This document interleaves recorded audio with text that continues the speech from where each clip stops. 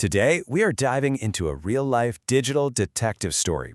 We're talking about a cyber attack that was so sophisticated, so incredibly patient, it came dangerously close to compromising the entire internet. And the wild part? It wasn't stopped by some global security agency. It was stopped by one person, a tiny glitch, and a whole lot of curiosity. And it really all boils down to this question. 500 milliseconds, that's half a second. It's literally nothing, right? The time it takes you to blink? Well, that tiny lag is what one software developer noticed. It was a tiny crack in the wall that, when he started picking at it, brought a massive global conspiracy tumbling down. So, let's meet our hero, Andrew's friend. He's a software developer, and he wasn't out looking for some secret government backdoor. Nope, he was just doing his job, running some performance tests. He noticed that SSH, that's the super common tool people use to securely log into computers, was acting a little weird. It was using a bit too much CPU and taking just a fraction of a second longer than it should. Now most people, almost everyone, would have just ignored it. But Andres, he didn't. And thank goodness he didn't, because what he uncovered was a vulnerability so severe, it got a CVSS score of 10 out of 10. You can think of that score like the Richter scale for cyber threats. 10 is the absolute worst-case scenario. It means the threat is critical, it's easy for a hacker to use, and it can cause the maximum possible damage. We're talking total remote control over any affected computer. It turns out that half-second lag wasn't a bug. Oh no. As Andres dug deeper and deeper, he realized he was looking at something that was put there on purpose. A secret backdoor had been deliberately planted inside a fundamental piece of software, a digital skeleton key that could unlock millions of servers all across the world. So how in the world did this happen? Well, this wasn't some quick smash and grab job. This was a patient, meticulous, 2-year-long operation. And the weapon wasn't just code. It started with a person, or at least what looked like one. Okay, so take a look at this timeline. It shows just how slowly and carefully this all played out. In late 2021, a user named Gia Tan shows up. They start small, submitting legitimate, helpful code fixes. Over months and months, they build trust. By mid-2022, they're helping the lead developer privately, behind the scenes. Fast forward to the end of that year, and boom, they have direct access to change the code. A few months later, they're an official co-maintainer. And then comes the final move, in February 2024, when they sneak in the malicious backdoor. And here's the really insidious part. It wasn't just about being a good coder. Gia Tan had help from other fake online personas. People with names like Jigar Kumar started a pressure campaign. They would post things like this, complaining that the project was too slow and basically bullying the original maintainer, who, by the way, was an unpaid volunteer, into giving more and more control to the seemingly helpful Gia Tan. It was classic social engineering.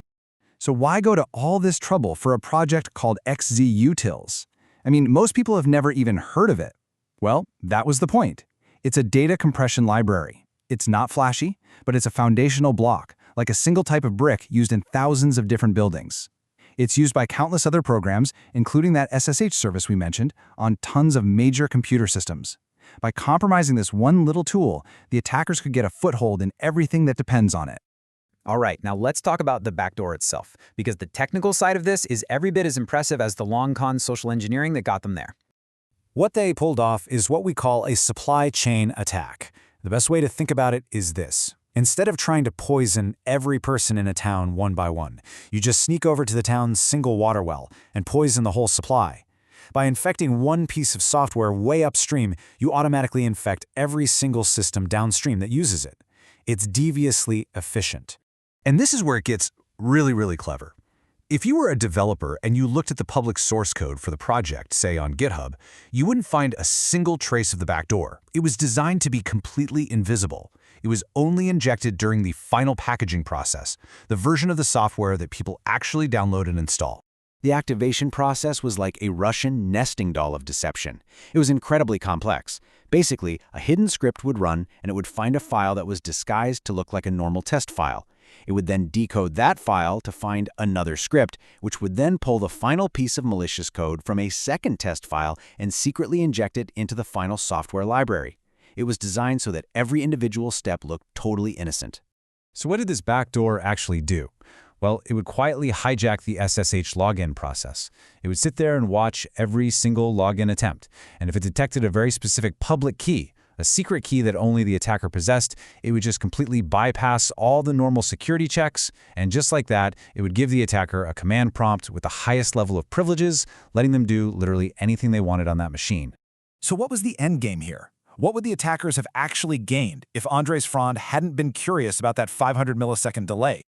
This slide really puts it into stark contrast. Normal SSH makes sure you are who you say you are. The backdoored version, it let the attacker skip that step entirely.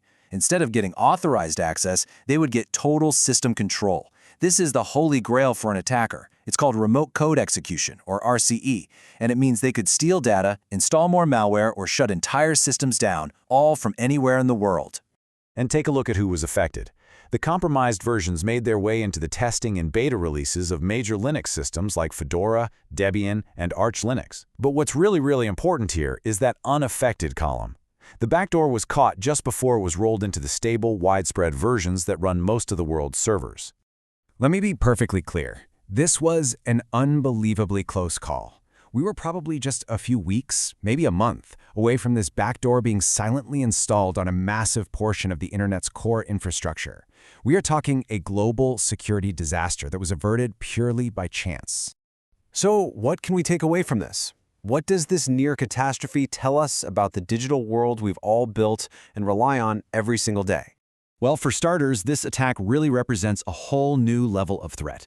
It combined the patience and manipulation of a human spy operation with the technical brilliance of an elite hacker. This wasn't a quick hack. It was a long-term strategic campaign that was almost perfectly executed.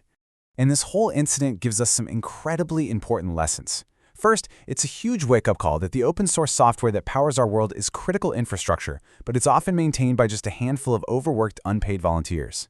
Second, it proves that the human element, our natural instinct to trust people, could be the weakest link. And finally, it shows that even in a world full of automated security tools, sometimes the curiosity and vigilance of a single person can still make all the difference. Which leaves us with a final, pretty unsettling thought. This attack, this masterpiece of deception, was caught. But it was only caught because of a random 500-millisecond lag. It really makes you wonder, how many other equally sophisticated backdoors are out there right now, quietly waiting in the software we use every single day, that just haven't produced that tiny telltale glitch?